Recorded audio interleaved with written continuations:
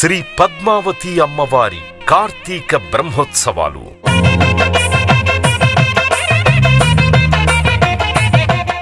ముత్యపు పందిరి వాహనం.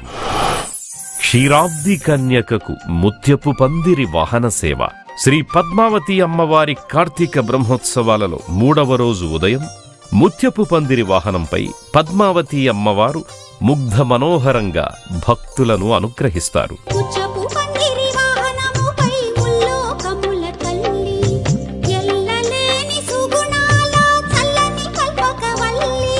ముత్యపు పందిరి వాహన సేవలో విహరించే జగన్మాత దివ్యమంగళ సౌందర్య దర్శనం జన్మ జన్మాంతరాల పుణ్యఫలం.